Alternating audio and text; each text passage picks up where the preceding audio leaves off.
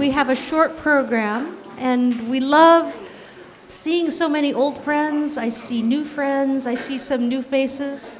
But welcome to the Internet Archive. For how many of you is this the first time you've ever been to the Internet Archive? Wow, that's fantastic.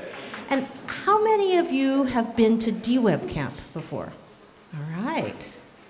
Well, welcome to this DWeb Meetup of the San Francisco group. My name is Wendy Hanamura, and I was thinking a year ago, we were in this Camp Navarro, and it was late at night, way too late, quite frankly, because Ty Childs was running this tent of acoustic music, and there were people playing music from all over the world. It was like 2 a.m., and I walked up thinking I would go to bed, and I turned around and I saw this image, and I snapped this picture with my phone. And it's like just this kind of warm memory that has kept me warm this whole year long. We're here tonight to tell you a little bit about this thing called DWeb Camp and to introduce you to some of the people who are bringing very exciting projects, protocols, curriculums to this camp. So you don't have to go to this camp to learn something and meet new people and find this exciting, but we're very glad you're here. My name is Wendy, as I mentioned, and I am the executive producer of this camp. And it is because of this guy, Brewster Kahle, the founder and digital librarian of the Internet Archive, that I have this role. I just want to tell you, this is how things work when you work for the Internet Archive. I was at Brewster's house and we were having dinner. And Brewster said, over dinner, Wendy, we need to create a third path. You have your get-rich-quick guys, you've got your academics, but there has to be a third path for technologists who want to use their work to make the world a better place. If you want to do that, how do you find allies? How do you find funders? How do you find a path forward? We should create that path. And he said, could you do that? I said, yeah, I think I could do that. And he said, I'm thinking Burning Man meets Hackers Camp. I said, okay, yeah, I could work on that. But when you work for Brewster, it's like he utters it out of his mouth, and suddenly it is starting to materialize. So he's calling me like the next weekend. I'm here in Sonoma looking at this property. Maybe we should buy this property to do DWeb Camp. I said, no, don't do that. Don't do that, because I think we need some bathrooms and some showers and some, things like that would be good, right? But I wanted to introduce Brewster because indeed it was his vision of bringing together artists, activists, technologists, policy people, funders, farmers, to all work to make this world a better place. So please give it up for the man, Brewster Kahle. Thank you, Wendy, and thank you all for coming. And I think of this as sort of the R&D arm of the original internet. So the original internet dream was to actually make something. It was a game with many winners, to go and sort of solve some of the problems that we saw in our world, like large-scale corporations being completely sucky, people feeling like they're being oppressed and crushed. So can we go and build a better world? Well, we went and ended up building actually the World Wide Web, and that was kind of great. But then it basically seemed to turn on us, that we basically have a web that doesn't have very many winners. People feel like it's sort of running them over. And so, fortunately, they gave us a hole. That we still have computers that are generally programmable. We have web technologies that allow you to go and write JavaScript, and now WASM, to go and make a very different environment happen that's not there because it has permission to be there. It's because people want it to happen. And as long as that hole lives, if I dial time back to when I was growing up, that hole did not really exist. You basically had devices like Nintendo would only boot a Nintendo game if it had copyright, the letters copyright Nintendo in the PROM, right? And it's just like, so we have an opportunity. Let's use it. And I think of this group in DWeb Camp as sort of key towards helping that all come about. I just got off of a 3-month residency at the Internet Archive Canada in Vancouver, which we have this building up there now. It's kind of great. And the group of hackers in Vancouver call themselves the decentralists, which is kind of awesome. So I think there is this sort of momentum that we can build on worldwide towards people that see this as a possible next step and a way to try to, I don't know, level the playing field again, make people more participants, and the like. So I'm glad that you guys are here. Let's go and make a great camp. Let's invite the right people. Let's get projects done. Let's get them deployed. Let's get them funded enough, but funded in the right ways to go and build a better web. Thanks. And I want to say, if you're wondering, am I the right people? You are. You are, because you're here, and that means that you care about making something better. And what I want to say is, I like to move around, but I realize we're recording this, so maybe we should have the speakers kind of stand more stationary. But if you... We have a wide angle. Oh, good. Thank you, Evan. For those of you who have never been to DWeb Camp, I wanted to give you just a little taste. DWeb Camp brings together all the dreamers. I think it's one of the best places I've ever been for finding people who not only have the political ideas and the political imagination to look at what a next world would be, but also people who've really done the reading. They're coming having worked on the technology and having read the books and having thought about the different philosophies behind it. It's really a special place.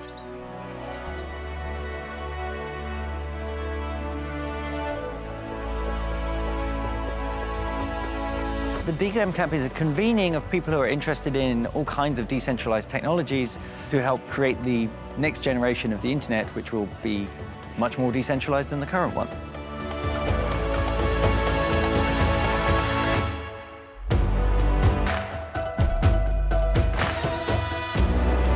And so fundamentally, I think the idea here is to actually be using the decentralized web to protect civil liberties and to protect human rights. You know, I think that has the extra advantage of really making it clear why this technology is so important at a moment in time where it really is critical for the future of this technology that that message gets out to policymakers.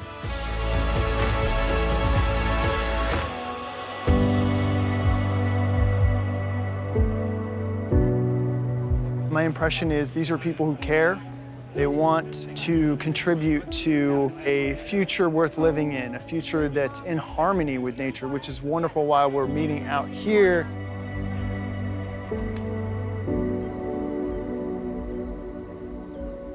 All right, 1, 2, 3.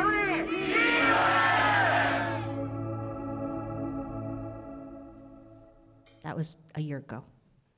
This year, August 7th through 11th. And I wanted to say that we really make families the heart and soul of our camp, so we're so pleased to have the Jones family here who brings their kids. And so many people said to me, wow, I got whooped in chess by this young man. And it's this young man. And then another person, I got whumped in archery by this kid, and it was this guy. So bring your kids, bring your families. It's a beautiful place, and I think there's much to engage everyone. So, tickets are still on sale. You should go to dwebcamp.org. If you submitted a proposal to give a talk or a workshop, we received over 200 of those, and you will get word back on July 26th, but never fear if you didn't get one in, because there is also an unconference day on Saturday, and anyone can propose a session. And then this year, Brewster has challenged us. He said, you know, it's been long enough where we talked about things. I want to see some working code. Bring some tools that are really working, things that anyone can use and test, where you don't have to write command lines, right? And so we're having this demo night market for tools that are ready to use the first night. And if you want to have a table at that, come see me, or you can write to dweb@archive.org. Okay, So here's the game plan. This is the welcome and announcements. We're going to have 5 talks from 5 different areas of the camp, 7 minutes with some Q&A, and then we're going to hang out and eat, drink, and be merry some more. But the first person I would like to bring up, well, the 5 areas. Noah Chon Lee is going to talk to you about the technology that he founded called ViaPrize. And he is part of a new track we're doing about how do you fund public goods? How do you measure the impact of public goods? Roxy is here. She's representing the very vibrant arts track. Sam Oslin, who's with the 11th Hour Project, is spearheading a new track at camp that we're calling the DFoodWeb, about how agricultural tech and DWeb tech can come together and help small farmers around the world and everyone who eats food. Grace and Duke Jones are going to be doing a launch of a new identity thing, and you're going to get just a taste of that tonight. And Michael Tuman, who is a protocol builder, a researcher, he will be in the Hackers Hall, and he's going to talk to you about the Braid protocol. That's what's coming up tonight. But first, I want to introduce to you a very special person. His name is Noah Chon Lee. And you know, when I first saw Noah, he first came into my consciousness because we do this thing called military PowerPoint karaoke. Right, so we go into the Wayback Machine and we pull out all of the military PowerPoints that you can find online, and then we put them up, and then people volunteer to give the talk that goes with that. And it's hilarious. It's kind of like karaoke, but with military PowerPoints. And there was this guy who was doing his, and he was like standing so like, and you could just tell he was from the military. He had had a military background. But then I saw him like juggling, like incredible juggler. And then I heard him early one morning on a call, and it was clearly an AI company kind of call. I thought, wow, who is this guy? Well, it turns out that Noah Chon Lee is all of those things. He has military training. He was a circus performer as a child. His grandmother was a fire eater, and he worked for an AI company. But if you dig past all those layers of Noah Chon Lee, at heart, he cares about helping indigenous people in Ecuador and all over the world. And I think that is why he has built ViaPrize. I want you to welcome Noah Chon Lee. All right, thank you, Wendy. I'm most nervous to be here because this is a community I am inspired by, who I found at a time when I was very low in my life and was very much broke and dropping out of college because I had people to take care of I couldn't afford to take care of without finding a job. And good friend Kevin O'Brien bought me a ticket to go to DWeb Camp. Didn't know anything about it. He just said, these are the right people you should connect with. I showed up knowing nothing, and he was absolutely right. I've met so many kind-hearted, inspiring people. And there, I presented this idea, which was just an idea at that point, and now we are a full-fledged company and platform that you will get to try out during this. So, ViaPrize, also pronounced ViaPrize. You have freedom to choose. Trustworthy crowdfunding. One of the things people don't know about crowdfunding is an estimated $30 billion is lost a year to crowdfunding campaigns that don't deliver what was promised. Kickstarter alone in 2023 lost $700 million on one platform because people fund it all the way, but there's no guarantees. So we had this idea. What if you could combine freelancing and crowdfunding and have it be results-based? Kind of like between Kickstarter and Upwork, where instead of just handing someone money hoping for the best, you give money to an idea, put it in escrow, someone builds the idea, then they get the reward. How does that actually work? Someone adds an idea to the platform, people crowdfund that so the best ideas rise to the top.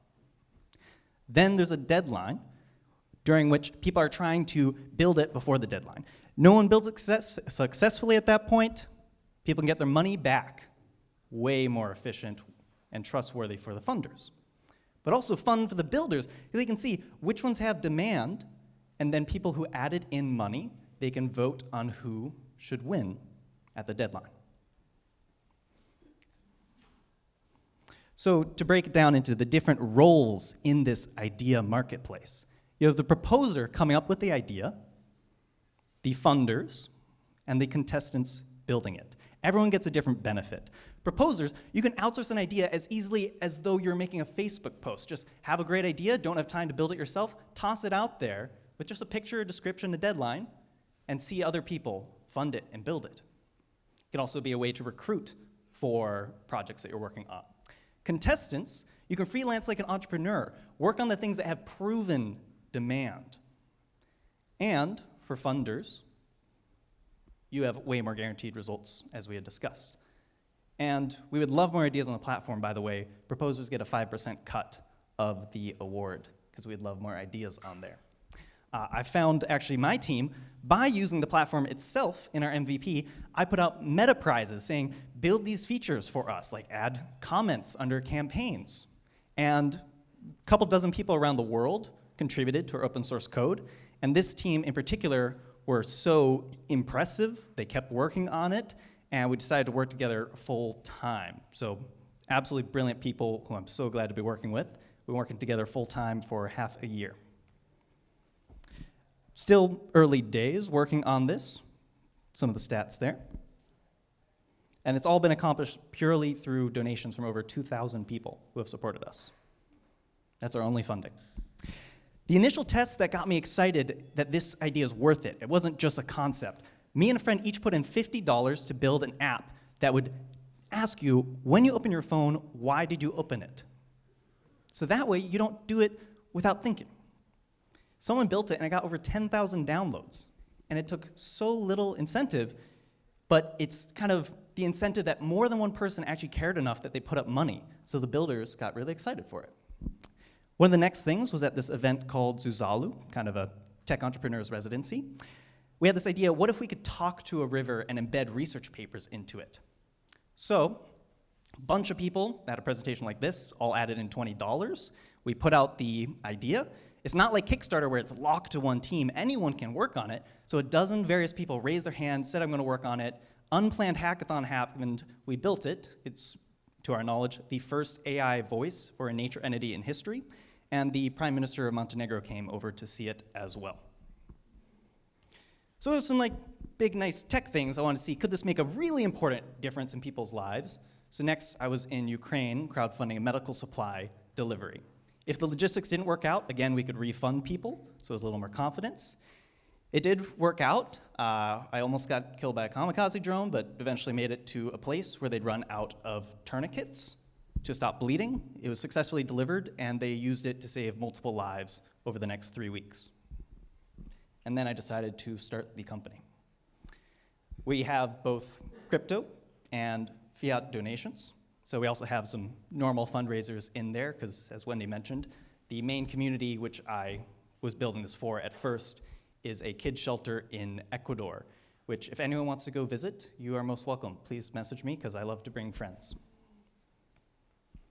So now you guys can try it yourself. Everyone, please take out a phone, scan the QR code. I'm really curious how mobile looks right now. We've been making so many updates. I'm going to do it with you. And so a friend here and an organizer of DWeb, oh boy.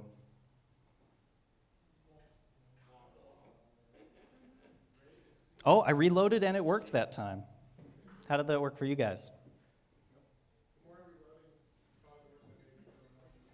It might be a lot of people doing it at once. That is possible.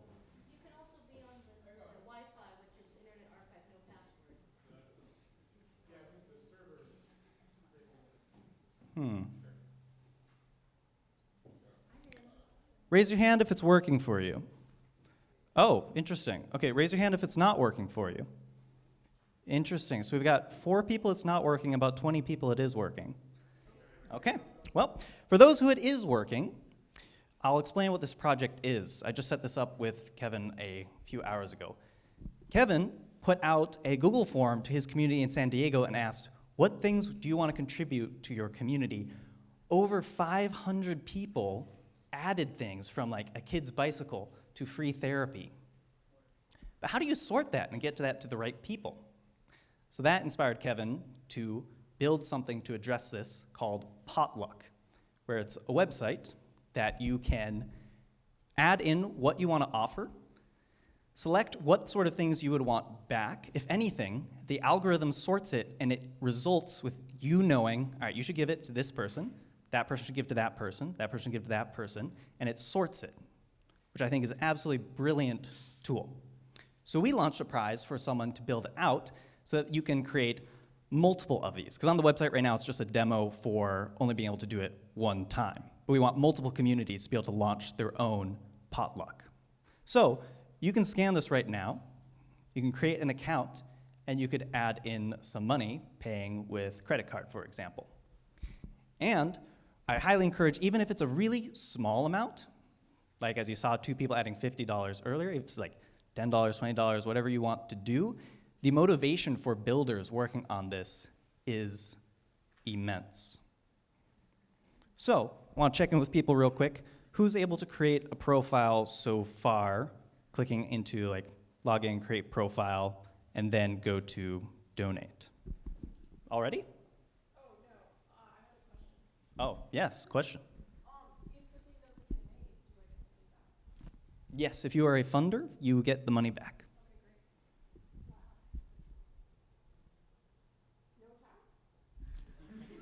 That's not on our side. Yes, sir, at the back.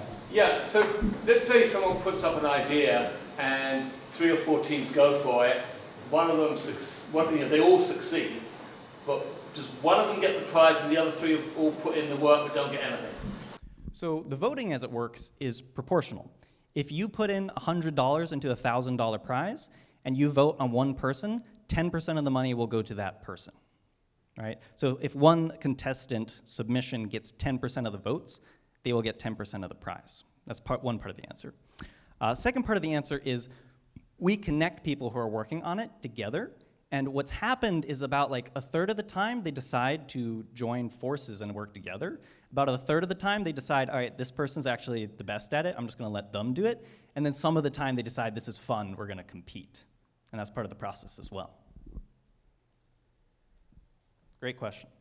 Yeah, other questions? And whenever someone logs in, please just give me like a thumbs up or something. Let me know how the process is going. You're already in? Nice, logged in. And then if you don't actually have to donate if you don't want to, but if you click on a number, donate with card, it pulls that up all right? Yeah, and other questions, yes? You may have thought of this, but I've seen cases where people are wanting to build some sort of work, like a book or some sort of creative work, or a website, or for multiple people to join. So I'm assuming, given this kind of background, have you considered like having almost like a cap table for a project, where different people contribute different things that you might need a designer, and you're like, right, we'll give you 10 points on this project, and if we win, you'll get that portion. Do you happen to work on a project that does this? I've seen it in the case of publishing. I work in publishing. I can see in the case, I think the future of books could include something like that. I think movies or videos are doing the same thing, where you need talent to help you, but they might take equity. I'd love to chat more after this about how you approach this. At the moment, we're especially focused on open source things, so you don't even have to worry about intellectual property, or in this case, we're also not doing equity yet. It's just paid out in the prize. But we have already had one of our prizes turn into the people who built it decided, I'm going to found a full company after that. All right, one more question, and then did anyone get to the point where like it pulled up the credit card? Okay, takes a little bit, and we're going to make that smoother. But it does get there, and very odd that like most people it loaded, some people it didn't. So we're gonna check in some more things. Last question. In 2 years, where would you like to see this? I'd like to see governments doing this instead of inefficient, corrupt government contracts where whoever's politically connected gets it. Thank you, everybody.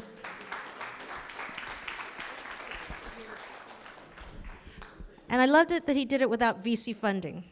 because that takes you down a whole new road. And is Kevin Wynn here?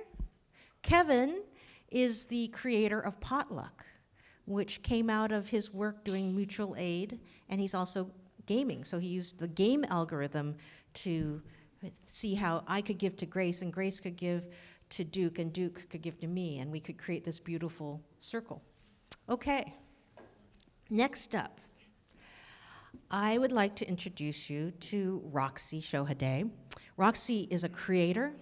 She's a producer. She is somebody who makes things happen. And whenever I work with Roxy, it's like, Wendy, I'm on my way to this incubator that I'm running. I have 2 hours in the airport. Can we meet then? Okay, Roxy, we'll talk in the airport. And then 2 hours later, okay, I've been up 24 hours, but I still have a little energy. Let's work on this. And somehow, she keeps so many incredible balls in the air. Who knows Roxy? Is that not true? Like, I think that is a true characterization of Roxy. And last year, she came to camp because she was going to launch a funded project called DWeb for Creators. And it was just like a notion. And she had artists come, and they said what they would want. But here, a year later, it is one of the most well-realized, incredible projects I have ever seen. And to share what has come from DWeb for Creators and what she's bringing to camp this year, please welcome Roxy.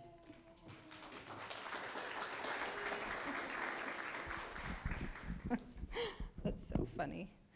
I love that that's the example you gave. I'm trying to get better at not always being out of sleep, you know, but I did maybe only sleep 4 hours last night. Anyways, we're working on it, we're working on it. It's a work in progress. So excited to be here. This is really a delight, and it's so wonderful to go right after the last presenter because I feel like I had a similar experience at DWeb Camp last year. Coming in, so my background is, as Wendy said, as an artist, as a creator, as a design scientist, as an activist, as someone who's really passionate about regenerative design, and I have been working with Gray Area, where I also work now, for almost 13 years. And Gray Area has been this really important anchor here in San Francisco for art and technology and creative code, and folks who are doing anti-disciplinary work and looking for places that they can learn, they can cultivate their creativity, and they can push the edges of what's possible on like burgeoning edges of technology, art, science, and ultimately like how we can create a more equitable world. And so I have been running this other cultural incubator for the last few years as a partner of Gray Area. And when Barry reached out to me about this, I was like, there's a lot of stuff in the DWeb space that I totally resonate with, and there's a lot that I have no idea what anyone is talking about. And he was like, great, it'll be like a research project for you. And so it's really incredible how far I've gotten to come as someone who got to facilitate a process that brought us to today. So we have a 2-year grant cycle with the Filecoin Foundation, and this ultimately is a course, a curriculum that's designed for artists, for archivists, for folks who are really looking at how we can, or how they can enter the DWeb space. And for anyone, even community organizers, people who are really wanting to not only explore, but help to shape its future.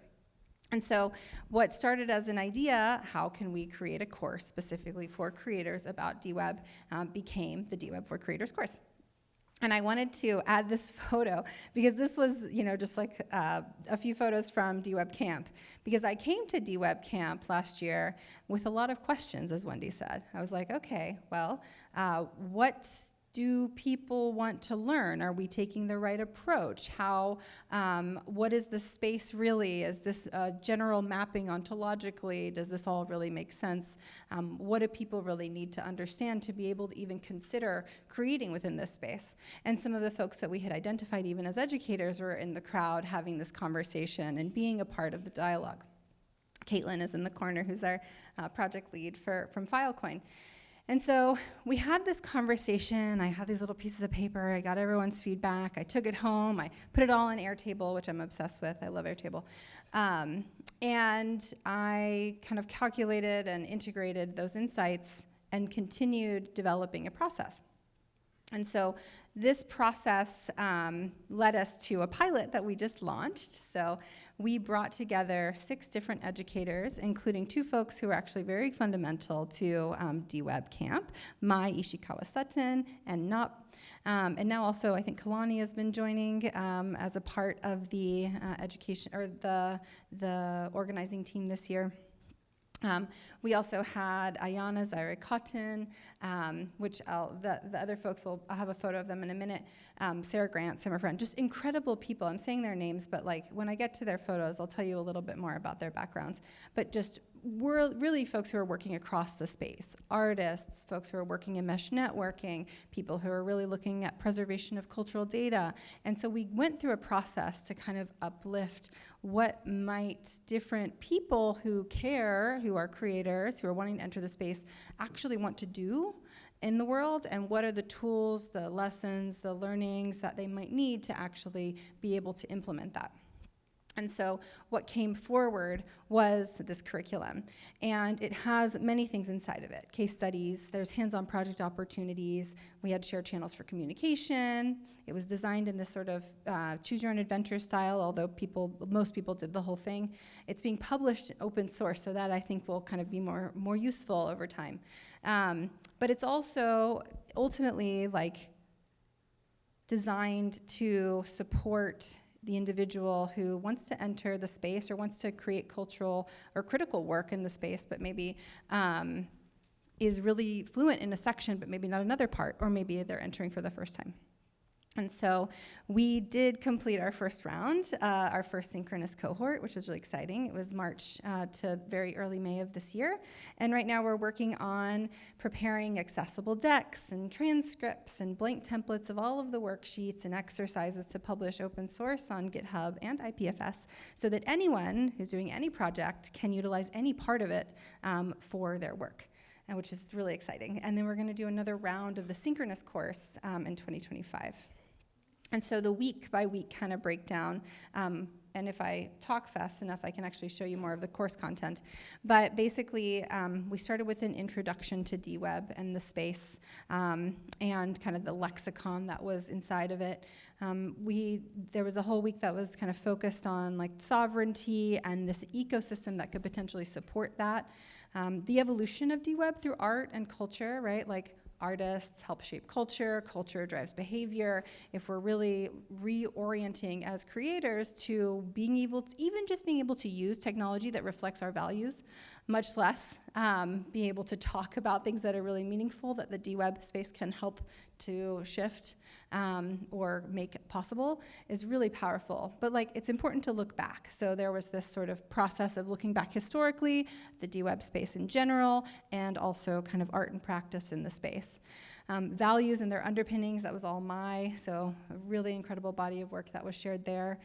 Critical practice power, like systems of power, how those systems of power are perpetuated in our internet, and in also how those systems also exist inside of other structures in society, and how DWeb might, as a critical practice, even be helping us reorient to what we might think is possible. Data care, I learned how vulnerable our cultural data is, really, through this process. Like, I designed the methodology. I helped bring forward all the ideas from the educational team, and then I made the syllabus, and they all were like, yeah, this looks right. But this part was really powerful for me because I just had never really considered how vulnerable it is. And I'm saying that, right? We're sitting inside of the Internet Archive. The Internet Archive understands how vulnerable our cultural data is. That is digital. But a lot of people don't, and a lot of creative people don't, and like our cultural data that we can collectively preserve, and understanding what it might take to collectively preserve that data is something that we went deep into, which is really exciting. And from a community perspective, from an activist perspective, looking at governance structures, cooperative ownership, different types of collaboration that are facilitated by DWeb space, and then actually building mesh networks for resilience and what that has done and could do. And then we did a bunch of world building and speculative design, which was really exciting. So this was all intended to support a group of creators, and we had 40 folks come through. Our dream was like, how do we make it decentralized and design it in a way that it's that way? How do we give people an opportunity to have a nonlinear path? Can we put it up so it has some self-modifying principles, which we're trying to actually structure now, is like the way that it gets published, having an ability for folks to in GitHub repositories, like, this has actually evolved. Let's change potentially this approach. And then give people a little bit more agency. So it's separated by knowledge and praxis. So knowledge was sort of like everyone maybe consider listening or going through most of these courses unless you feel really comfortable. The praxis was like hands-on. So like I'm gonna get in the command line. I'm gonna figure out how to do some collective governance processes. I'm gonna learn how to set up a mesh network. I'm gonna do speculative design about the future of the DWeb. So these are this is the educational team that helped to design and lead this course. And if you talk to me after, I could say so many beautiful things about all of them, but they're all doing really, really remarkable work in the world, and I'm honored to be on a little screen here next to them. So what are we doing at DWeb Camp? Well, I don't know if our ideas will be accepted, but here are some of the ones I put forward. The jury's out. We have almost every single educator is going to be at camp. So Sarah Friend, Sarah Grant, Mai, Kalani, myself, not all going to be there. Basically everyone but Ayana. So we're going to have like a micro experience where folks can explore some of the content. So like kind of mini masterclass with some of the educators. So they'll share these like kernels of insights from the course. Sarah Grant is actually going to lead a community mesh network session. So this was one of the kind of tools and resources. There's a lot of folks who are creating communities and they're trying to create resilience and they're interested in how to do that, but have maybe never done it themselves. So Sarah's going to lead both like sharing examples of folks that have done it, what that's the impact of that in their community, and then discuss how they can be designed from the ground up. Great. And then this sort of like collective DWeb speculative story weaving. So this is the theme this year is about pollination, or is about migration and thinking of how we can cross-pollinate as folks who are working in all different industries to imagine another way forward. And so we're going to be doing storytelling and imaginative futures work. And yeah, that's it. I have this presentation, and if you want to like learn about every different session, I can send it to you, and you can read about all of the amazing things that are inside of them. In a few weeks, we're going to publish the open source content, so you'll be able to explore it and apply it in your work and in the world. So hopefully it supports the community. It's definitely supported me, and I know a lot of folks have told me that it has become one of the most comprehensive resources that they've found. So we hope to make that as accessible as possible for everyone. So grateful to you, Wendy, for inviting me, and to also the Filecoin Foundation for supporting Gray Area in this work. It's really exciting. Yay!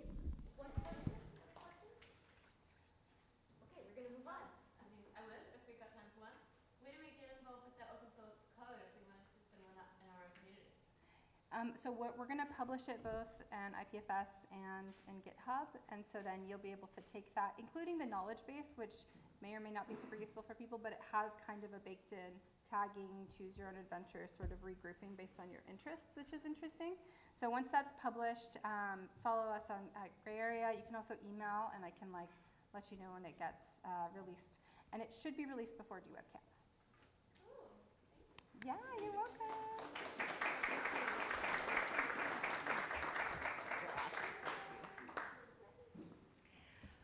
Okay, our next presenter is somebody who's quite rare in these halls in a way.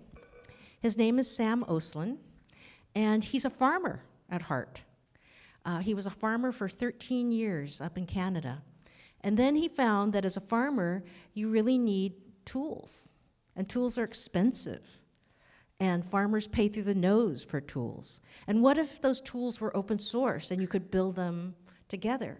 So he needed a carrot washer, and he and 14 local farmers in Canada built 14 carrot washers for a fraction of the cost that it would have cost him to buy one of those. And he realized in building 14 carrot washers with 14 farmers that what he had built was not just a piece of technology, he had built a community of practice. 14 farmers who were committed to keeping up those tools, improving those tools, sharing those tools with farmers all over the world.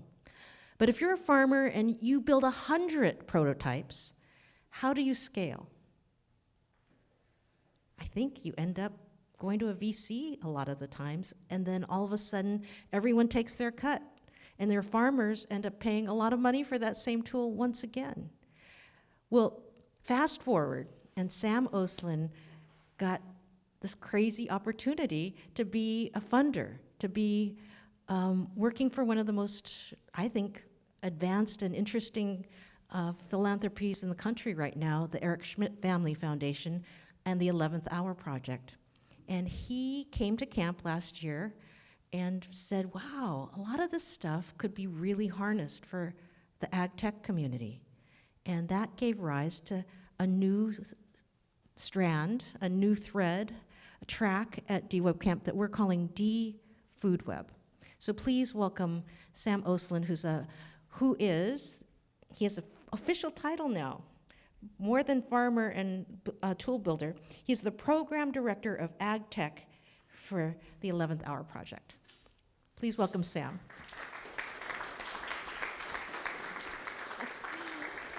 Thank you. I hope I didn't embarrass you, Sam.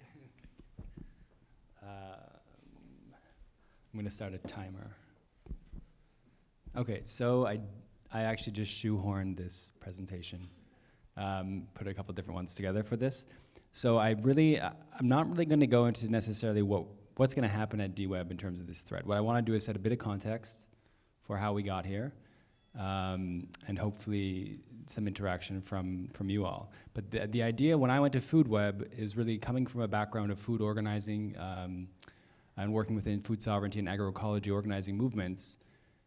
This idea of tech sovereignty was sort of in people's minds, but not really articulated. And I think when going to to DWeb, these things kind of really overlapped for me in like a really clear way. What the language that's emerging, I think, in these groups, where people talk about food sovereignty or tech sovereignty, decentralization, distribution, it actually maps very well onto a lot of long-standing food movements, which have always been decentralized, have always been about cooperation, autonomy, and mutualization. So for me, thinking, okay, how do we actually bring these threads together and actually start to see, as more and more technology moves towards small-scale farming and tries to further consolidate and displace communities, how can the tools that people are developing in these groups actually support communities on the ground? So I wanted to just start with this quote from Arturo Escobar, who's a Colombian anthropologist and sort of a post-development scholar. But he says, in designing tools, we design the conditions of our existence, and in turn the conditions of our designing. We design the tools, and these tools design us back. And for me, this is really a center point I have a background in design as well. So I come at a lot of this stuff thinking of, how do the tools we actually build actually sort of create the conditions which then later on perpetuate the structures that we're in? And just a really clear example of this is when we think about one of the earliest technologies in agriculture was the plow. And the plow had a profound effect. It actually allowed people to dig up the earth, and suddenly you could plant, and agriculture was able to take over. But fast forward several thousand years later, we have this sort of scale of agriculture happening, where the plow has become one of the most destructive implements in agriculture. And in most cases, we're trying to think about how do we move away from the plow, because the plow is destroying most arable land in the world. And if you think of that sort of dependency cycle that it came with the plow, and we look at technology over time in agriculture, it's on this kind of upwards trajectory. The scale is getting bigger, the tools are becoming more expensive and more complex, and people have less and less control or understanding of the tool itself. And so this is actually in California. This is in the Central Valley. And here we see sort of vineyards in the Central Valley. And I like to just say this is not a technical problem, right? This is You see workers working in extreme heat in totally desolate landscape. There's like one crop, there's like one living thing or two. Maybe there's the people and there's the tractor or the crop. Everything else is dead. The soil is completely inert. Everything in this situation has actually been designed really poorly.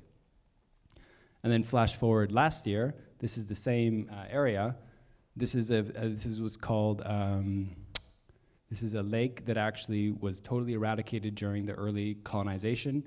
They basically drained this to set up agriculture in this region, and then during the floods, it re-flooded it. And so I think it kind of comes back to this idea of what's happening in this sort of, we built these entire systems of agriculture and depending on all these technologies, and now the environment itself is kind of pushing back and actually rendering these things, showing the fragility of the system we built.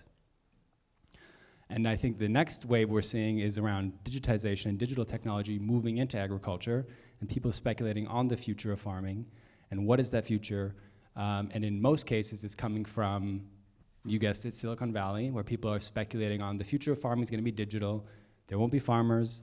There won't be, we can do everything centralized. It'll all be servers, and farmers will be kind of out of the land, and we'll get them out of the fields because no one wants to farm anyways. So it's going back to, I think, this idea of linear techno-deterministic future. This is sort of projecting what the future will be based on the types of systems and the ways that things are going today. And I want to just think of the way you think of like a lot of the way that we think of the technologies being put into farming. It's coming up in the lab or coming up from Silicon Valley, and then we bring it somewhere, and we put it there, and then it sort of colonizes the landscape. So it's like really taking something here, and in order for, say, a variety of corn to do well in this region here, it might not be the same in every region. So actually what you have to do to succeed in that region, you're gonna actually have to change the landscape. You're gonna have to make it flat. You're going to have to control the inputs going in and turn it into a laboratory itself. So you're not actually bringing the innovation to the landscape, you're actually bringing the laboratory and turning the laboratory into a mirror of the technologies you're trying to replicate.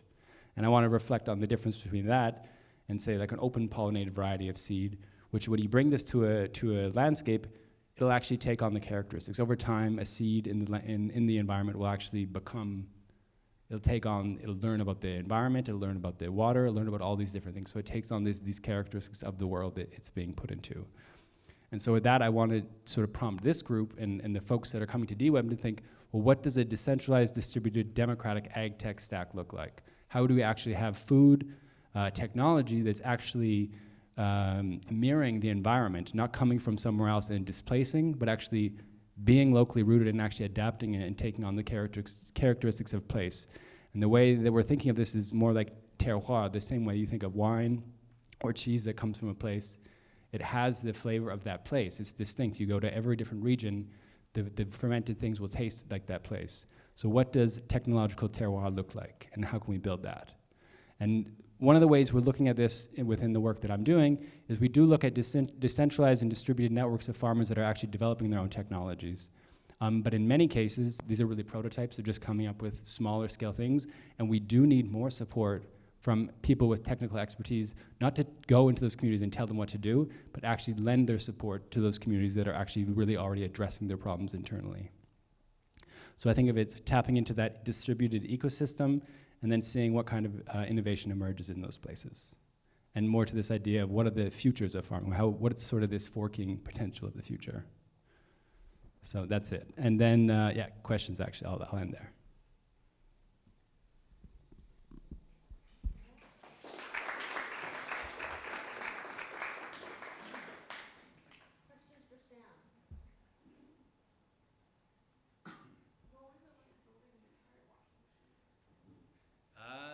The question was, what was it like building the carrot What was it like building the carrot washing machine?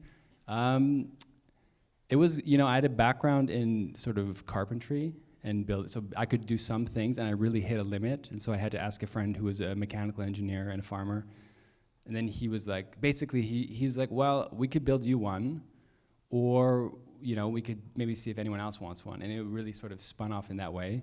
But the fun thing was, we got farmers from around, so it's from the East Coast near Montreal, so across the province of Quebec, and we got together at a technical school. And I think what was most fun about it was this group it's a co-op, and there's like a real culture of food. So really just like the eating, we set up like basically like a fabrication studio outside the school. It was a nice day, fortunately. So just this idea that people came, a lot of people had technical skills, a lot of people did not. There was about 40 people, I think, that were there. And by the end of it, you couldn't really tell who was more technical, who was less, because everyone kind of figured it out. People were wiring and soldering and welding. So like, similar to like a hackathon or a makerspace, the level of comfort and sort of fun vibes that were there was just, for me, very catalytic in thinking about there's the things we make, but then there's the things that actually are become attractors and pull people into this space of creativity. And I've seen in all the groups that we work with, often someone who comes and shows up in this space is conducive and feels inviting. A couple years later, they'll invent or bring a really amazing idea that will actually radically transform the community. And in that very community that did this carrot washer, I stopped actually making more tech and started moving more on the organizing side. But someone actually brought an Arduino to one of those, and then 3 years later, a farmer who had never touched an Arduino had developed a new software for that, for automating greenhouses. And then after that, I think about 200 farms now are actually using that software. So it's just like that kind of like rapid kind of spread of ideas through these communities.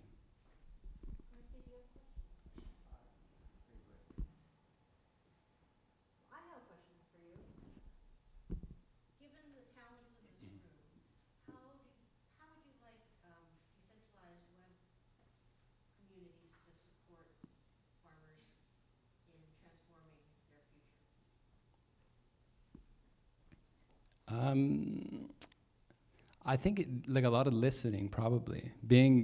If you're working in technology development, I think there's a lot of like engineering mind of like solving the problem versus really like listening deeply and understanding, letting the problem kind of emerge, like the problems, there's gonna be many of them, and then kind of landing on what are those problems. And I think in many cases, local people, like we all know, people closest to the problem usually have a good sense, even if maybe they need some facilitation maybe around getting to what it is that wants to be solved, or maybe they don't. But I think lending your skills to people that are working in the fields. And there's many different categories of farming. There's farming in the context of where we are in, say, California, farming in sort of the US, farming in sort of globally. So it's different scales I think that people are working on. But I think what would be exciting, I think for this year at DWeb, for folks that are gonna be there, is really there are some issues we're kind of bumping up against a lot. Some of them are around open source, sort of like IP and intellectual commons. So thinking of how do you actually, if someone's developing something, who owns it? How can that actually be more owned by the farmer? If you develop an innovation, you're using communities to develop a technology, shouldn't they actually be owners of it? So stuff like that, getting resources to grassroots movements that are actually doing innovation and maybe need more support in taking their ideas. They've come up with a great idea, but they're not developers, so they don't know where to take it afterwards, supporting them along that trajectory.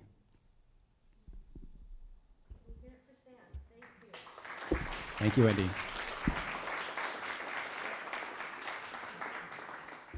I'm going to invite Grace and Duke Jones to come up, and I think they want to swap out computers. But while they're doing that, I'm going to just talk a little bit about identity, something that you and I all have, but that we give away every day of the week. So while they're setting up, I was recently at South by Southwest, and in order to get into any talk at South by Southwest, I had to take a picture of my driver's license, take a picture of me, give them my address, my age, my birth date, wrap it all in a QR code, and hand it over to the runners of South by Southwest. And if I didn't do that, I could not get into any of the tents for which I had paid mucho bucks. Why in the world should I trust this company with all my data? Why? Why, when you go into a bar and you hand over your driver's license that has your address, your image, they don't need that. They only need to know that you're over 21 years old. So in many ways, every single day, we have decided as a society that we are going to surrender our data, surrender our identities as just a matter of course? What if it didn't have to be that way? Well, we have two folks who are about to launch a new company who agree that you don't have to do that. And they have some amazing answers using encryption and decentralized technologies. So please welcome Isha Day and Duke Jones.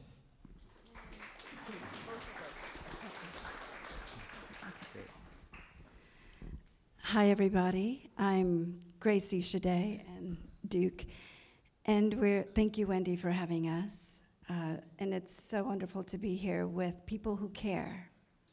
It feels really good to be among kindred folk. And we love DWeb. We've been going for years, and we've really been inspired by the open source and decentralized web, which Duke has been part of for many, many years.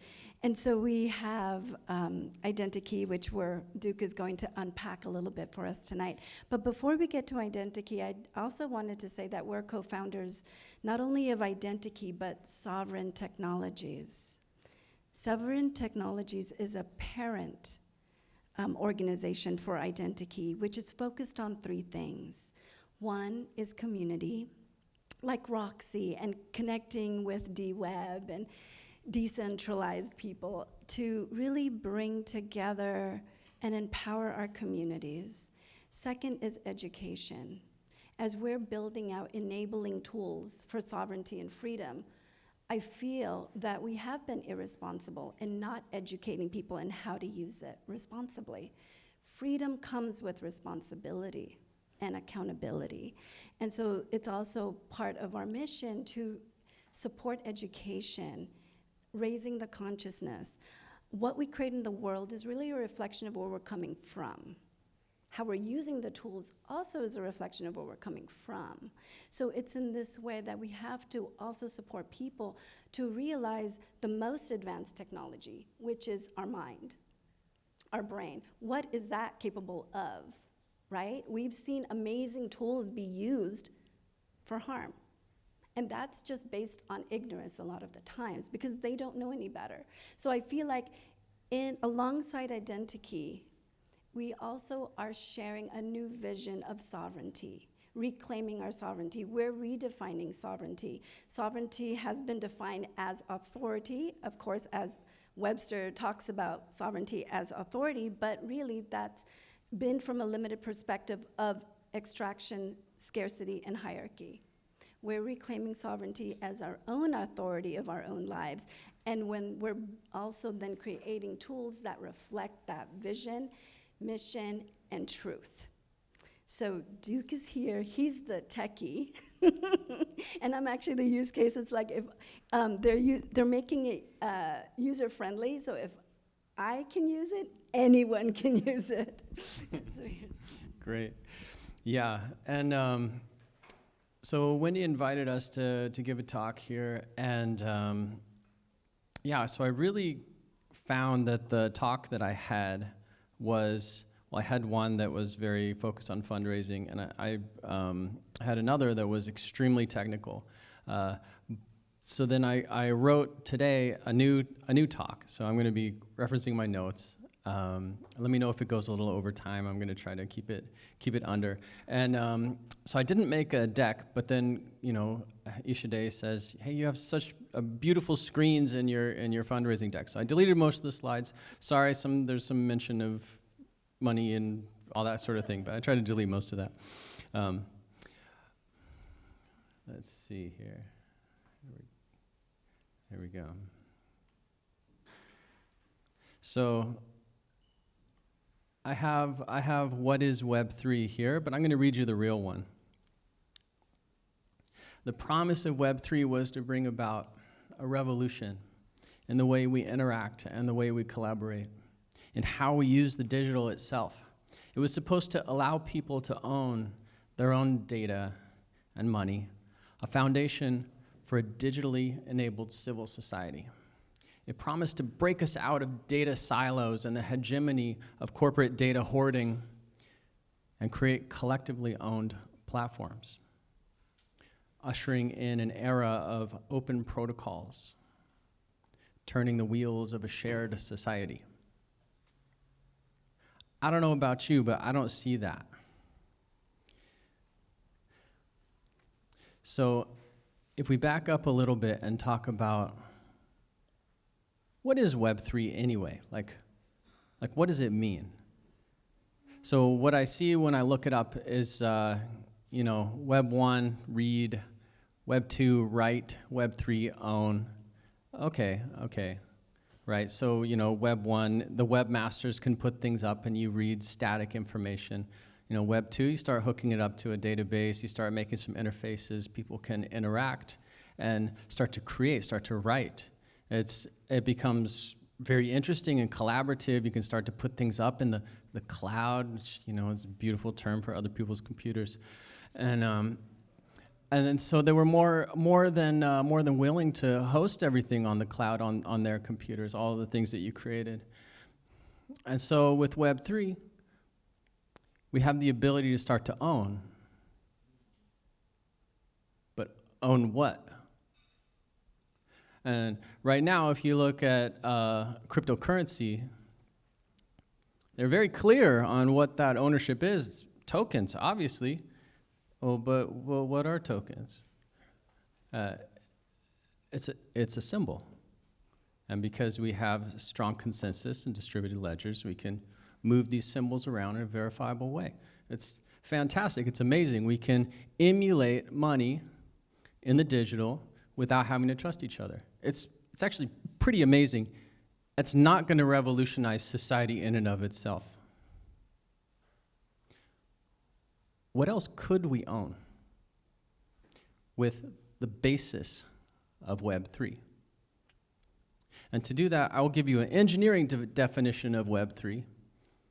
How I think of it, it's all the set of interactions and possibilities enabled by owning a private key. What can a private key do? In general, what we do in cryptocurrency is signing and verifying. So we can sign a transaction, send it off to a blockchain, it goes in.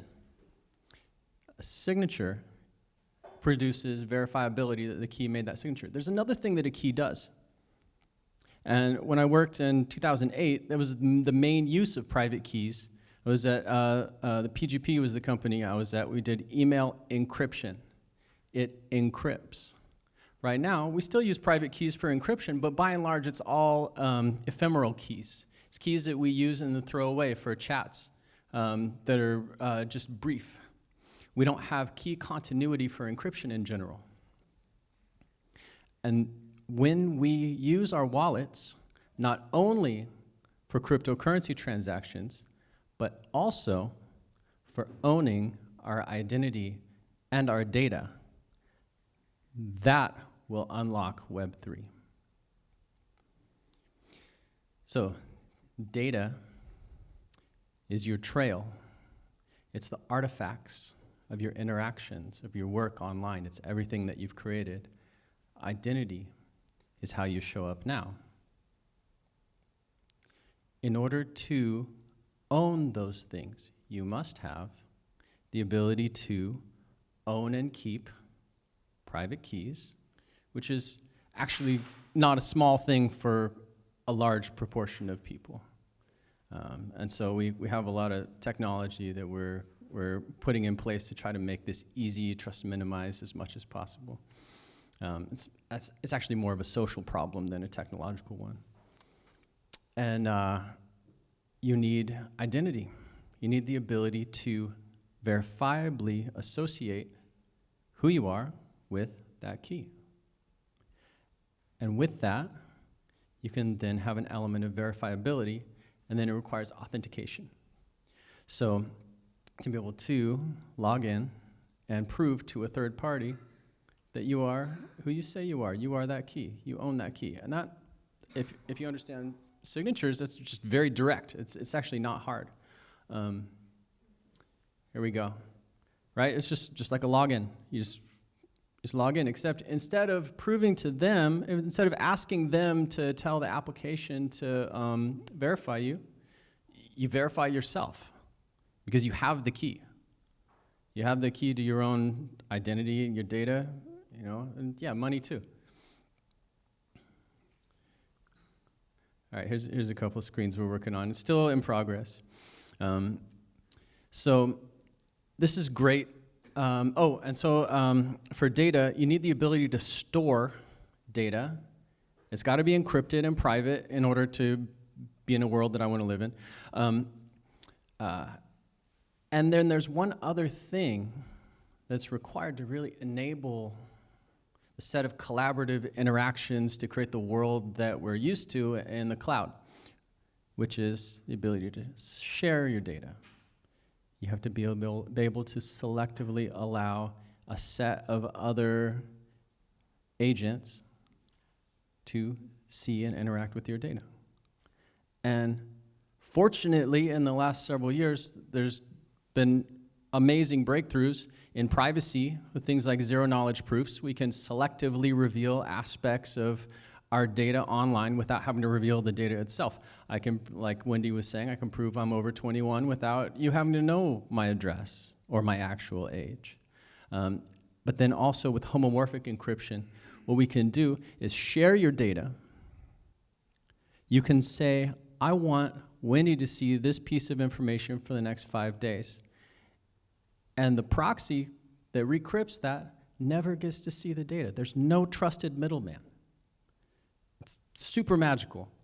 If I understood the math, I would tell you about it, but I don't. But I've seen the proofs. Okay, so this is great. What does it get us? So you have your own private keys. You have strong identity associated to that. And then you add in a legal KYC style verifiable credential. They verify your legal identity and associated with that key. Today, with existing laws in the US and the EU, you can use that to create legal agreements. Cryptographic signatures are admissible as legally binding agreements. So, you can store, sign, and share legal agreements without having to pay some walled garden, some DocuSign to allow you to use your IP address to verify that there's a legal signature and try to sell your documents back to you. You just own your documents. You just make the agreement with someone. It's a digital. You don't have to be in person. And because it uses the same technology as cryptocurrency, you can also securitize aspects of that agreement that are computable, can be secured by smart contracts. Already, today, it's just putting the technology together in the right way. So, what's some examples of other things we can own and share? Let's take electronic medical records. You got an x-ray, it's already digital, and yet I have to go downstairs in the hospital and get a physical copy and pay for it, and then take it over across town. There's no reason for this when you can securely take custody of it in an encrypted way and securely share access. 1 minute? Okay. So the most interesting aspect of this to me is that it enables collectivization at scale. So my definition of this is the ability to pool your assets for common purpose. So when you do this with money, you get something like DAOs today, which is a lot of crypto-pilled people, that's what they're most excited about, because it is pretty amazing as the different types of social organization. What if you include data in this mix? You get to have your own private information and pool it into shared collaborative spaces and applications that we can create together. Take the example of photos. You have a wedding, everybody has photos. Everyone still owns their own photos, but they can pool it together in a shared pool, right? And so there's a lot of there's a lot of possible things you can do with this. Yeah, let's skip the verifiability aspect. Okay, so let's see. Yeah. Okay, yeah, data, etc. Okay, well, it's cool. I think we're at time. But Okay, let me wrap it up. So with this, we can create collaborative online spaces that are not walled gardens, not corporate owned and controlled, not training and using our data to train AI. You own your data, you can exit with your data, go somewhere else. There's no subtle coercion and self-censorship that we get from being afraid of being shadow banned or deplatformed. There's an actual basis here to create platforms for a digitally enabled civil society that we collectively own. We can create a place where we can choose on what terms we want to interact and find mutual sovereignty together as free people. This is possible today. All we have to do is make it. Thank you.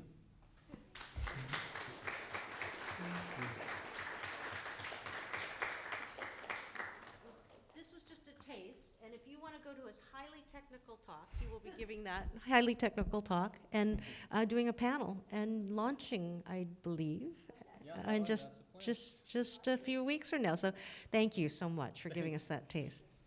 Okay, we're up for our final speaker of the evening, who flew in last night at 2:30. Please welcome Michael Tuman. Michael, he is a very interesting guy. He started something called cheeseburger therapy, which is a kind of peer-to-peer psychological therapy. But he's not here to talk about that. He is here to talk about the other thing that he created, braid.org, a protocol that allows interoperable state synchronization. Now, what does that mean? I asked Ty Childs, what does that mean, Ty? Interoperable state synchronization.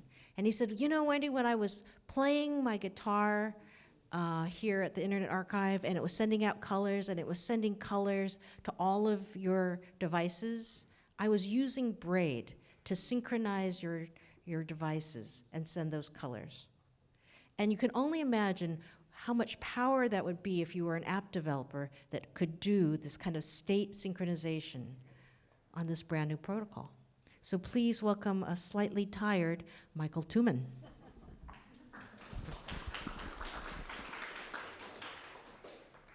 Right on. Hey, everybody. That's good. Okay. Thank you. So I'm stoked to be here. See DWebbers again. Every time we come to DWeb, it feels like, I don't know, it's not pilgrimage, but it's like where the group comes together, meet new people, head off in the next generation. So I'm going to show you what we've been up to for the last year since last DWeb. And so our group it's a working group for interoperable state synchronization. Okay, so we're here to make stuff interoperate. And we're specifically here for, can we read this? Kind of, let's make it bigger. We're specifically here for state synchronization, which I believe is the core technical problem of DWeb. If we can all have our state and synchronize it amongst each other, boom, decentralized. And it's also the hardest thing to do, okay?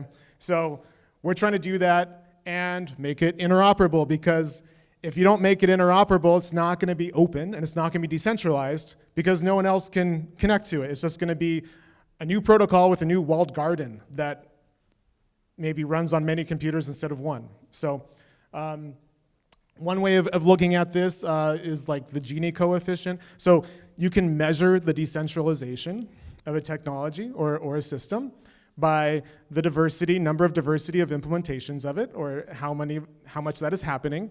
And so we want to make stuff interoperable, really easy for other people to implement. Okay, and really easy for everything to connect together. The more we do that, the more we win. And so we go to the IETF, and in particular, if you want to make the DWeb interoperable, you want to have a lot of implementations working with you, then you want to work with the biggest implementations, which right now is the World Wide Web. And so I want to show you some demos about what happens when we can interoperate with the World Wide Web.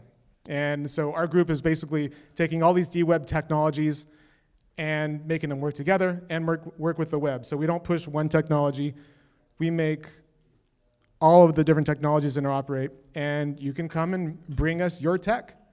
And we'll relate it to all the other techs we're working with and come up with general models. That's what we do. It's really fun. It's a really cool science project. And so let's look at some demos. So this is kind of like there we go. This is a sneak peek into the future of the web. Okay, so we've got a file here. Let me try to zoom in on it. Cool, so you can see this is a text file. Okay, it ends in .txt. And normally when you have a text file, once it's uploaded, you have to hit reload to see the new version of it if somebody's changed it.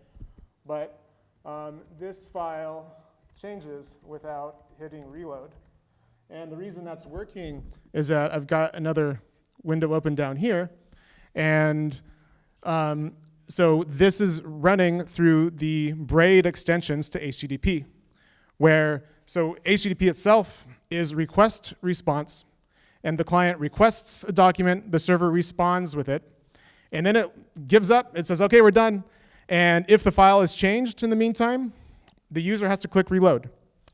But we're extending HTTP into a state synchronization protocol. Okay, it is a state transfer protocol. The ST in REST stands for state transfer. HTTP, the TP, is transfer protocol. So we're extending that into a synchronization protocol. So it's going to be like REST, and you could say HTSP, but we're probably going to get rid of the HT2 because it's no longer just HTML. This is general state. So it's going to be more like an SSP, a state synchronization protocol. And so we can edit stuff and it synchronizes, and it's bidirectional. And in fact, we can even, let's go offline. I'm going to make some edits over here. I'm going to make some more edits over here.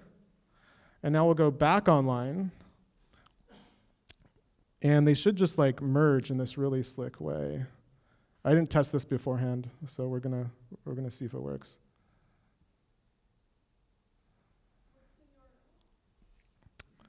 The URL here, dt.braid.org/todos.txt. However, so in order to get this built into your browser like this, you do need a Chrome extension. Oh, hey, look at that. So it's automatically merging. And so you do need a browser extension, have it built into your browser like this, where you just go to the URL and it's all like live synchronizing. But you can build this into your app with a little JavaScript library. Okay, but let's look at some stuff now. Let's see what's happening. So there is in this browser extension, it also gives you a little Braid dev tools. And so we can see that there is a whole history here. Let's actually look at this one. My demo was supposed to open this one first. Okay, so here's the versioning history. So we can see all these characters that I typed down here. It says this file. Do I need to make this bigger? Can I click in it? Okay, let's just go like this. Okay, so you can see some of that now. Here's some old text. So this text goes way back. You can see here there's some text that happened in parallel, some edits happened in parallel, so it branches out, just like in Git, and then it merges down here. We can probably see, yeah, here's our offline edits from one branch, and then our offline edits from the other branch where we wrote y, xxxx. And so, okay, and so what's happening, so each of these edits here is let's just look at the raw messages. So this is all HTTP. And so what you have over here, these are the version IDs. So we added versioning to HTTP. Okay, this is just a bunch of little extensions that are like new headers and stuff. Okay, so if we all have the same way of doing versioning, cool. Now we have versions, and our versions can be distributed and like take a whole DAG form. That's great. Here's what the patches look like. So this is a standard way to do patches, and it works for any HTTP resource. So this document is text, and you can see over here, it says the content type is text plain. And so we can edit it by saying we're editing the text from position 102 to 111. And and all of these are the format. We're replacing this range with this over here. So we replaced 102 to 120 with nothing, and that deleted it. And down here, we replaced 102 to 102, which is a zero-length region. We replaced that zero-length region with some text. So that inserted the text. And so all of the edits are just replaces. And this is also reusing this part of HTTP called a range request. Maybe this is how you resume a download. You say, I want the range of this resource from this position to the end. You can also now take that same idea of a range, so I can request a range from a server. I can also say, I'm gonna put a range to the server. And if I'm putting a range, I'm patching it.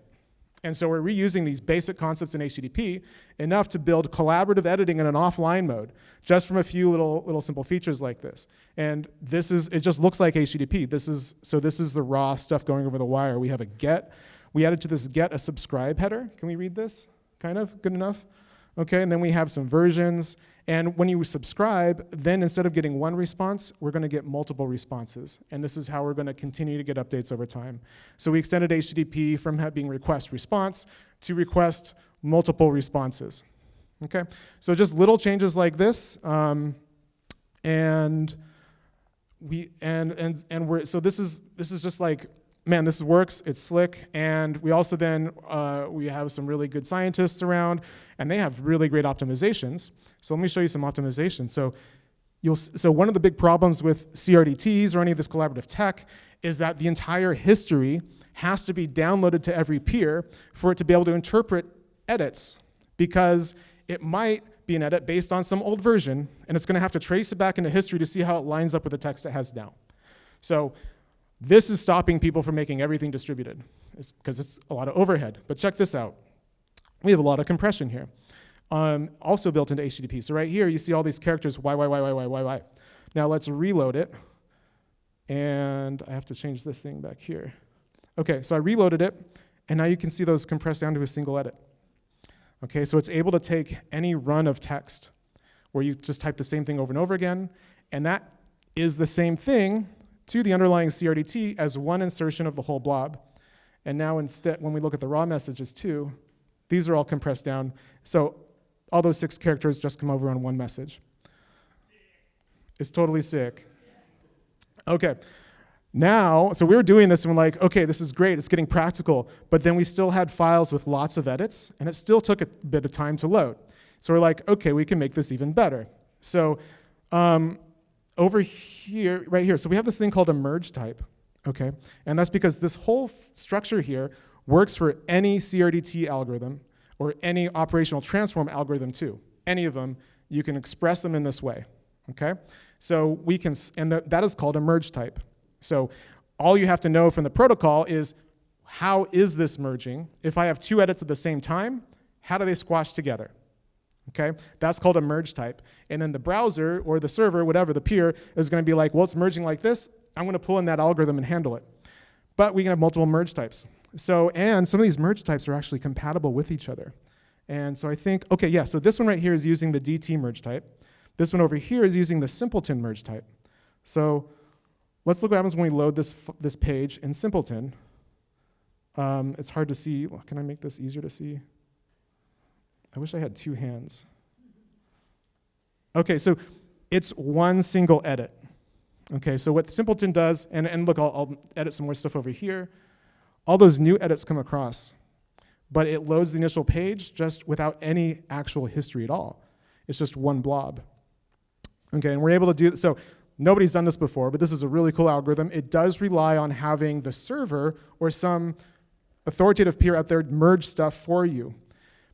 Okay, but this is a really good trade-off for practical applications, because now there is 0 history overhead. Okay, so you might as well use this on every URL in your app. There's no reason why not to. And the structure of this, because the server is doing the merging for you, the client code that you have to write is just 45 lines. And that's enough to get merging, and you can put any CRDT on the back end for it. Okay, so we call this simpleton because the client becomes a real simpleton. It doesn't have to know very much. The server gives you a little bit more smarts. And that's pretty cool. We can also do this with the server, where the server is your laptop, your operating system, and then you just have all the clients or just applications on your operating system going through this smart thing in the middle, but all the code that you have to write to interoperate with that is simple, and there's very little cost. So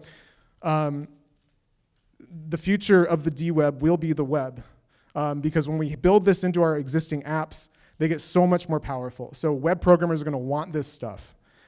Anyway, okay. Yeah. Okay, we're done. Great. Yeah.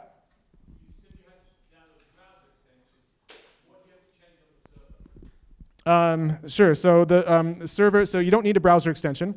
There's JavaScript libraries for the server and the client. This is an example of the server code for text, and all you. This is just a normal web server in Node.js, and we just have this little thing that is called braid_text.serve for any route. So you've got the HTTP route coming in. It's got a request response, and you just say, at this point, after I've done all this logic, I figure out if you're logged in, you have permissions, all the normal stuff you do, then you say, okay, yeah, let's serve text for this request and response.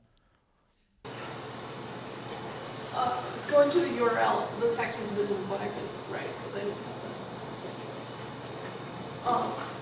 that. Another question though, so could I take this code and like stick it anywhere? And then I have like my own baby Google Doc-ish? Exactly. Yeah, for any URL you want on your thing, yeah. Yeah, she asked, can I take this code and stick it anywhere on my, my web server or something and have a little Google Doc baby at that URL for myself? And it's yes. So Michael, did you just make the DWeb relevant because the World Wide Web just got a lot better because of you? We're making love between the D and the non-D-webs. Yeah, Brewster. So one of the real problems with Slack for me is it sort of sucks for going in actually trying to collaborate to build anything because you end up with this stream of garbage. And so, okay, let's take Mattermost or something that's actually open source. Can we just make Mattermost where our messages are editable by multiple people and pick the message like Mattermost outstrip Slack? Yeah, totally. So here's an example of, this is building a messaging over here. Okay, we call it braid mail. And I just opened up the JSON. So this is the state of it. I opened it up right here, and it's just JSON. And I can also now edit this, and you can see the text on the left changing at the same time. Okay? So no more APIs. Your API is the state itself. You just look at the JSON, figure out what to change, boom. This makes it so easy to interoperate. We don't have these central chat things, right? I can make an API that connects to Slack and gives it this much smoother state synchronization layer. And it's interoperate with everything. Death to Discord. Death to Discord, man. Yeah. Did you say there was an IDP RC? I'm going to suggest that you guys who have questions for Michael sit on the couches and drink some drinks because we should wrap this up, I think. So exciting. One question. Hi, Childs. Could this replace Git? Thanks, Ty. Absolutely. Oh wait, how do you know that I have all my demos? So there's a demo here. This is the Braid website. I edit it through Braid too. All the code is right there. You can edit it live. It'll just change. I'm not going to do it, but you can. This is the future. We're not going to have Git. We're not going to have npm. It's all going to be on the web, and everything's going to have version history and versions and synchronizing, and it'll just go everywhere, and it's fine. It's great. Yeah. In fact, a working group of Braid has been working in our boardroom this whole week. And if you'd like to join, they have meetings every 2 weeks. And I think you can talk to Jay Carpenter. Raise your hand, Jay, because he's been convening these working groups. But you will be at camp, correct? And you can dive in just a few weeks. Thank you. Evan, can I get back to our deck? We just have one more announcement because we want to invite you to a super cool launch party. I am very excited to invite you back to the Internet Archive on July 21st. July 21st at 4 p.m., that's a Sunday, because there's going to be a launch of a brand new product called Group Income. And let's just say you belong to a church and you make $5,000 a month and I make $500 a month, and you would like to make sure that everyone has a working income. Maybe you would tithe $20 and it could be distributed. But how do you do that with privacy and dignity. Well, I would like to introduce just quickly Group Income's founder and creator, Greg Slepek, because he's inviting you to his launch party right here on July 21st. Thank you, Wendy. So Group Income is a project that started by recognizing that everyone is valuable, but in the society that we live in, that value is not equally monetizable. So in other words, somebody might be doing something really important, but in order to perform their daily functions, they might be struggling more than others because whatever it is that they're doing, for whatever reason, the market just doesn't value that activity as much, even if it's a very important activity. So group income is a way for us to address that problem by sharing, in other words. This is a decentralized, voluntary way of providing a financial safety net for a group of people. So if it's a group of friends or a church community or a group of artists or whatever the case may be, in that group, oftentimes there will be somebody who is more easily able to monetize the value that they're giving to the world and someone who has more difficulty doing that. So group income is a way, it's basically do-it-yourself minimum income. And it's a lot more than just that. A lot of the talks that we had today touched upon a lot of the stuff that we have developed in order to make this, because we had a goal for group income. We were not going to release this piece of software. We could have been done by now 8 years ago and had released it back then. But we've been working on much more than just group income. We've been working on group income for 9 years to make this happen, because we want to not only deliver a new application, we want to deliver a new way of making applications. So we've created a framework to address the following problem. We wanted group income to be decentralized, and we wanted it to be end-to-end encrypted, so that everything that happened in the group was stayed in the group, so to speak. It was, the information, it doesn't leak outside of the group. And we developed a protocol called Shelter Protocol for this. You can read about it at shelterprotocol.net. And we are going to be giving a lot more information about that on July 21st. In other words, how it would be a shame if only we could make these kinds of apps. It would be really great if any of the apps that you are used to using on a daily basis. For example, Brewster mentioned Slack. Well, in fact, we pretty much recreated Slack in group income, and it's end-to-end encrypted and decentralized. But there's so many other applications out there that we use on a day-to-day basis. Like, for example, Google Calendar. Well, why does Google have to know about my calendar? Wouldn't it be cool if Google Calendar was also end-to-end encrypted and decentralized? Well, this framework that we are getting ready to release is going to empower developers to take whatever app idea that they have and make it end-to-end encrypted and decentralized. So if you're interested in that, please join us this July 21st at 4 o'clock right here at the Internet Archive. And yeah, thank you. There will be food, yeah. Thanks, Greg. Well, thank you very much for coming. We hope to see you in the Redwoods, hang out, have some food. I don't know if we have time for roasting marshmallows. Sometimes we do that here.